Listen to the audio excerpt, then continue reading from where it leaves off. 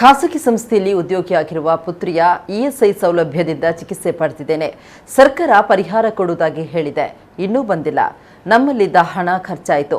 ಪರಿಹಾರ ನೀಡದಿದ್ರೆ ದೇವ್ರೇ ಕತೆ. ಇದು ಕಳೆದ ನವೆಂಬರ್ 19ರಂದು ಮಂಗಳೂರಿನ ಕಂಕನಾಡಿ ಗರುಡೆ ಬಳಿ ಆಟೋ ರಿಕ್ಷಾದಲ್ಲಿ ಕುಕ್ಕರ್ ಬಾಂಬ್ ಸ್ಫೋಟದಲ್ಲಿ ಗಾಯಗೊಂಡು ಆಸ್ಪತ್ರೆಯಲ್ಲಿ ಚಿಕಿತ್ಸೆ ಪಡೆದು ಶನಿವಾರ ಆಸ್ಪತ್ರೆಯಿಂದ ಬಿಡುಗಡೆಗೊಂಡಿರುವ ಆಟೋ ರಿಕ್ಷಾ ಚಾಲಕ ಪುರುಷೋತ್ತಮ್ ಪೂಜಾರಿ ಅವರ ನೋವಿನ ನುಡಿಗಳು. ಸೋಮವಾರ ಅವರ ಮನೆಗೆ ಮಾಧ್ಯಮದವರು ತೆರಳಿದಾಗ ಘಟನೆಯ ಬಳಿಕ ಕುಟುಂಬಕ್ಕೆ ಒದಗಿದ ಸ್ಥಿತಿಯನ್ನ ಎಳೆ ಎಳೆಯಾಗಿ ಬಿಚ್ಚಿಟ್ರು. ನಾನು ಇನ್ನು 1 ತಿಂಗಳು ಮನೆಯಿಂದ ಹೊರಗೆ ಹೋಗಬಾರದು ಅಂತ ವೈದ್ಯರು ತಿಳಿಸಿದ್ದಾರೆ. ಇನ್ನು 1 ವರ್ಷ ನನಗೆ ದುಡಿಯಲು ಸಾಧ್ಯ ಇಲ್ಲ. 10 ದಿನಕ್ಕೊಮ್ಮೆ ಚಿಕಿತ್ಸೆಗೆ ಬರುವಂತೆ ವೈದ್ಯರು ಹೇಳಿದ್ದಾರೆ. ಆಸ್ಪತ್ರೆಯಲ್ಲಿದ್ದ ಸಂದರ್ಭ ಓಡಾಟ ಮತ್ತಿತರ ಖರ್ಚಿಗೆ ನಮ್ಮಲ್ಲಿದ್ದ ಹಣ ಬಳಕೆ ಮಾಡಿದ್ವು. ಸರ್ಕಾರ ಪರಿಹಾರ ನೀಡುವುದಾಗಿ ಹಾಗೂ ಹೊಸ ರಿಕ್ಷಾ ಕೊಡುವುದಾಗಿ ಬಿಜೆಪಿಯವರು ಹೇಳಿದ್ದಾರೆ. ಅವರು ಕೊಟ್ಟರೆ ಆಯಿತು, ಇಲ್ಲವಾದ್ರೆ ದೇವ್ರೇ ಕತೆ. ಮುಂದಿನ ಮೇ ತಿಂಗಳಲ್ಲಿ ಮಗಳ ಮದುವೆ ನಿಗದಿಯಾಗಿದ್ದು, ಅದಕ್ಕಾಗಿ ಗುರು ಬೆಳತಿಂಗಳು ಟ್ರಸ್ಟ್ನ ಪದ್ಮರಾಜರವರು ನಮ್ಮ ಮನೆ ನವೀಕರಿಸುತ್ತಿದ್ದಾರೆ. ನಾವು ಈಗ ಗೆಳೆಯರೊಬ್ಬರ ಮನೆಯಲ್ಲಿ ಉಳಿದುಕೊಂಡಿದ್ದೇವೆ. ಅವರು ನಮ್ಮಿಂದ ಬಾಡಿಗೆ ಕೇಳಿಲ್ಲ, ಇಷ್ಟು ಬಾಡಿಗೆ ಅಂತ ಹೇಳಿಲ್ಲ. ಅಂದು ನಾನು ರಿಕ್ಷಾ ಓಡಿಸುತ್ತಿದ್ದಾಗ ಒಬ್ಬ ಕೈ ಅಡ್ಡ ಹಿಡಿದು ನಿಲ್ಲಿಸಿ ಪಂಪ್ವೆಲ್ಗೆ ಹೋಗಬೇಕು ಅಂತ ಹೇಳಿದ. ಸ್ವಲ್ಪ ಹೊತ್ತಲ್ಲೇ ಭಾರಿ ಶಬ್ದವಾಯಿತು. ದಟ್ಟ ಹೊಗೆ ಆವರಿಸಿ ಏನೂ ಕಾಣಿಸಲಿಲ್ಲ. ನಾನು ಹೇಗೋ ರಿಕ್ಷಾವನ್ನ ಪಕ್ಕಕ್ಕೆ ನಿಲ್ಲಿಸಿದೆ. ಪ್ರಯಾಣಿಕನಿಗೆ ಹೊರಗೆ ಇಳಿದೆ. ನನ್ನ ಮುಖ ಮತ್ತು ಕೈಗೆ ಬೆಂಕಿಯಿಂದ ಗಾಯವಾಗಿತ್ತು. ಬಳಿಕ ನಮ್ಮನ್ನ ಆಸ್ಪತ್ರೆಗೆ ದಾಖಲಿಸಲಾಯಿತು. ಬೇರೇನು ನನಗೆ ಗೊತ್ತಾಗ್ಲಿಲ್ಲ. ಆತನ ಕೈಯಲ್ಲಿ ಚೀಲ ಇತ್ತು, ಅದರಲ್ಲಿ ಬಾಂಬ್ ಇದೆ ಅಂತ ಗೊತ್ತಾಗ್ಲಿಲ್ಲ. ಆತನ ಜೊತೆ ನಾನು ಮಾತನಾಡಿ ಕೂಡ ಇಲ್ಲ. ಜನರನ್ನ ಕರ್ಕೊಂಡು ಹೋಗೋದು ಬಿಡುವುದು ಅಷ್ಟೇ ನಮ್ಮ ಕೆಲಸ. ಅವ ಕಳ್ಳನ ಅಂತ ನಮ್ಗೇನು ಗೊತ್ತು ಅಂತ ಪುರುಷೋತ್ತಮ್ ಪೂಜಾರಿ ತಿಳಿಸಿದ್ರು.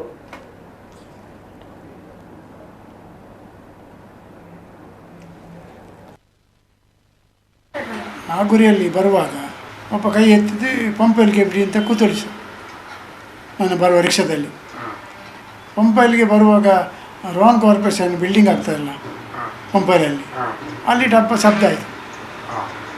ಶಬ್ದ ಆಗಿ 1 ನಿಮಿಷದಲ್ಲಿ ಗಾಡಿ ಕಂಪ್ಲೀಟ್ ಕತ್ತಲಾಗಿದೆ ಹೊಗೆಯಲ್ಲಿ. ಮತ್ತೆ ನಮಗೆ ಗಾಡಿ ಕೊಂಡೋಗ್ಲಿಕ್ಕೆ ಆಗಲಿಲ್ಲ. ಆದರೆ ರಪಕ ಮಾರ್ಗದಲ್ಲಿ ನಿಲ್ಲಿಸಿ ಆಗ್ತದೆ. ಸ್ವಲ್ಪ ಎದುರು ನಿಲ್ಲಿಸಿ ಅಲ್ಲಿಂದ ಇಳಿದದು ಗಾಡಿಯಿಂದ ಅಷ್ಟೇ. ಆಗ ಇವ ಬೆಂಕಿ ಹಿಡಿದು ಓಡಿದ್ದಾನೆ. ಇನ್ನೊಬ್ಬ ಹಿಂದಿನ ಇದ್ದ ಅವನನ್ನು ಇಟ್ಕೊಂಡು ನಾನು ಕಂಕಡಿ ಹಾಸ್ಬೇಕು. ಹೊಗೆ ಉಂಟಲ್ಲ ಗಾಡಿದು, ಹೊಗೆಯೆಲ್ಲ ತಾಗಿ 2 ಕೈಗೆ ಬೆಟ್ಟದ್ದು ಅಷ್ಟೇ. ಮೋನೆಲ್ಲ ಶೇಪೆಲ್ಲ ಚೇಂಜ್ ಆಗಿದೆ ನೋಡಿ, ಈಗ ಚೇಂಜ್ ಆಯಿತು. ಶೇಪು ಮತ್ತು ಮುಖ 2 ಕೈ ಎಲರ್ಜಿ ಆಗಿ 30 ದಿನ ಆಸ್ಪತ್ರೆ 100 ದಿನ ಆಸ್ಪತ್ರೆಯಲ್ಲಿದ್ದೆಲ್ಲ. ಒಬ್ಬ ಕೂತ್ಕೊಳ್ತಾನೆ, ಕೈಯಲ್ಲಿ ಚೀಲ ಉಂಟು. ಅದು ಬಾಂಬ್ ನಮ್ಗೆ ಗೊತ್ತುಂಟು. ನಾವು ಎನಿಸಲಿಲ್ಲ. ಅವ ಕೈಯಲ್ಲಿ ಎಂತ ಹೊಡೆದದು ಅಂತ ಹಿಡಿದುಕೊಂಡು ನಾನು ಕಂಕಡಿ ಆಸ್ಪತ್ರೆ ಕೊಂಡೋದದ್ದು ಅವನು. ಮತ್ತು ಪೊಲೀಸವರು ಬಂದು ಅದು ಬಾಂಬ್ ಅಂತ ಹೇಳಿಲ್ಲ. ಇಷ್ಟು ದಿನ ಆಸ್ಪತ್ರೆಯಲ್ಲಿ ಇದ್ದೇವೆ. ಶನಿವಾರ ಮಧ್ಯಾಹ್ನ ಇಲ್ಲಿಗೆ ಬಂದೇವೆ. ಡಾಕ್ಟರ್ ಅತ್ಯವಶ್ಯಕರು ಆಸ್ಪತ್ರೆಗೆ ಹೋಗಿ ಚೆಕಪ್ ಮಾಡಬೇಕು ಹೇಳಿದ್ದಾರೆ. ಹೌದು, ಈಗ ಅತ್ಯವಶ್ಯ ಆಗಲಿಲ್ಲ. ಈಗ 3 ದಿವಸ ಆಯಿತು ಇಲ್ಲಿ ಬಂದು. ಮತ್ತು 1 ವರ್ಷ ದುಡಿಲಿಕ್ಕೆ ಆಗೋದಿಲ್ಲ ಹೇಳಿದ್ದಾರೆ. ಈಗ ಹೊರಗೆ ಹೋಗಬಾರ್ದು, ಇಲ್ಲಿ ಒಳಗೆ ಇರಬೇಕು 1 ತಿಂಗಳು. ಖರ್ಚಿಗೆ ನಿನ್ನೆವರೆಗೆ ESI ಬಿಲ್ಡಿಂಗ್ ಮಗಳು ಏನಪ್ಪ ಆಸ್ಪತ್ರೆಯಲ್ಲಿ ಇದ್ದಾಳೆ, ಅವಳ ESI ಕವರ್ ಮಾಡಿದ್ದಾರೆ. ಇನ್ನೂ ದೇವರಿಗತಿ ಹೇಳಿದ್ದಾರೆ. ಅದು ಎಂತ ಇವತ್ತುವರೆಗೆ ಅದರ ವಿಷಯ ತಿಳಿಸಲಿಲ್ಲ. 3 ತಾರೀಕಿಗೆ ಮೇ. ಅದಕ್ಕೆ ಸ್ವಲ್ಪ ಟಚ್ ಅಪ್ ಎಲ್ಲ ಆಗ್ತಾ ಉಂಟು. ಅದಕ್ಕೆ ಮನೆಯದು ಕೆಲಸ ಒಬ್ಬರು ಪದ್ಮರಾಜ ಅಂತ ಮಾಡಿಕೊಡ್ತಾನಂತ ಅಷ್ಟೇ. ಸ್ವಲ್ಪ ಇತ್ತು, ಎಲ್ಲ ಖರ್ಚಾಯ್ತಲ್ಲ. 1 ತಿಂಗಳ ಆಸ್ಪತ್ರೆಗೆ ಹೋಗ್ಲಿಕ್ಕೆ ಬರಲಿಕ್ಕೆ ಕೆಲವು ಹಣ ಆಯಿತು. ಇವತ್ತವರೆಗೆ ನಡೆಯಿತು. ಇನ್ನು ದೇವರ ಗತಿ. ರಿಕ್ಷಾ ಕತೆ ಹೊಸತ್ತು ಕೊಡ್ತಾನೆ ಹೇಳಿದ್ದಾರೆ. ಇವರು BJP ಅವರು ಕೊಡ್ತೇನೆ ಅಂತ ಹೇಳಿದ್ದಾರೆ. ಯಾವಾಗ ಕೊಡ್ತಾರೆ ಯಾವಾಗ ಅಂತ ಗೊತ್ತಿಲ್ಲ. ಕೊಟ್ಟ ಮೇಲೆ ಕೊಟ್ಟರು ಅಂತ ಹೇಳ್ಬೋದು. ನಾವು ಅದನ್ನು ಒಬ್ಸರ್ವ್ ಮಾಡ್ತೇವೆ. ರಿಕ್ಷೆಗೆಲ್ಲ ಕೂತ್ಕೊಳ್ಳೋ ಒಬ್ಸರ್ವ್ ಮಾಡ್ತೇವೆ ಎಂತ ಉಂಟ ಅಂತ. ಅವ ಕೂತ್ಕೊಂಡು ನಾವು ಹೋಗೋದು ಬಿಡೋದು ಬರೋದು. ಅದನ್ನು ಒಬ್ಸರ್ವ್ ಮಾಡಲಿಕ್ಕೆ ಆಗೋದೇ ಇಲ್ಲ. ಒಬ್ಬ ಕೂತ್ಕೊಳ್ತಾನೆ, ಒಂದು ಚೀಲ ಇರ್ತದೆ. ಅವ ಕಳ್ಳನ ಎಂತ ನಮ್ಗೆ ಗೊತ್ತುಂಟ. ನಾಗುರಿಯಲ್ಲಿ ನಾವೊಂದು ನಮ್ಮ ಸಂಬಂಧದ ಮನೆ ಉಂಟು, ರೋಹನ್ ಕಾರ್ಪೊರೇಷನ್ ಬಿಲ್ಡಿಂಗ್ ಪಕ್ಕದಲ್ಲಿ. ಅಲ್ಲಿ ಇಟ್ಟು ಬಂದಿದ್ದೇನೆ ನಾನಲ್ಲ ಬೇರೆಯವರ ಹತ್ರ. ನಾನು ಆಸ್ಪತ್ರೆಗೆ ಹೋಗಿ ಅದನ್ನು ಅಲ್ಲಿ ಧೂಳಿ ಹಿಡೀರಿ ಅಂತ ಅಲ್ಲಿ ಸ್ಟೇಷನ್ಗೆ ಕೊಂಡೋಗಿ ಇಟ್ಟಿದ್ದಾರೆ ಅಂತ ಹೇಳಿದ್ದಾರೆ.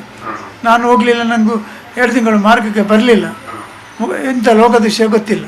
ಇವತ್ತು ಒಂದು 3 ಜನ ಬಂದವರು ಸ್ವಲ್ಪ ಸ್ವಲ್ಪ ಹಣ ಕೊಟ್ಟು ಹೋಗಿದ್ದಾರೆ ಕೈಯಲ್ಲಿ. ಸರ್ಕಾರದಿಂದ ಕೊಟ್ಟದ ಹಣ ಯಾರು ಕೊಡಲಿಲ್ಲ. ನಮ್ಮ ಸಂಘ ಸಂಸ್ಥೆಯವರು ಸ್ವಲ್ಪ ನಿನ್ನೆ ಹಣ ಕೊಟ್ಟು ಹೋಗಿದ್ದಾರೆ. ಅಲ್ಲ, ನಮ್ಮ ಮಾಂಕಾಳಿ ಸೇವಾ ಸಮಿತಿ ಉಜ್ಜೋಳಿ, ಅಲ್ಲಿದ್ದೆ ನಾನು, ಅಲ್ಲಿ ಎಲ್ಲ ಕೆಲಸ ಮಾಡ್ತೀನಿ. ಅದಕ್ಕೆ 25,000 ನಿನ್ನೆ ಕೊಟ್ಟಿದ್ದಾರೆ. ಬಾಡಿಗೆ ನಮ್ಮ ದೋಸ್ತಿಯವರು ಕೊಟ್ಟದ್ದು ಬಾಡಿಗೆ. ಇನ್ನೂ ಅವರು ಸಹ ಕೇಳಬೇಕು. 2 ತಿಂಗಳು ನಾನು ಬಾಡಿಗೆ ಮಾಡಿದ್ದೇನೆ. ಎಷ್ಟಂತ ಹೇಳಲಿಲ್ಲ. ನೀವು ನನ್ನನ್ನು ಗುರ್ತಿದ್ದರೆ ಕೂತ್ಕೊಳ್ಳಿ ಹೇಳಿದ್ದಾರೆ. ಹಾಗೆ ಕೂತ್ಕೊಂಡು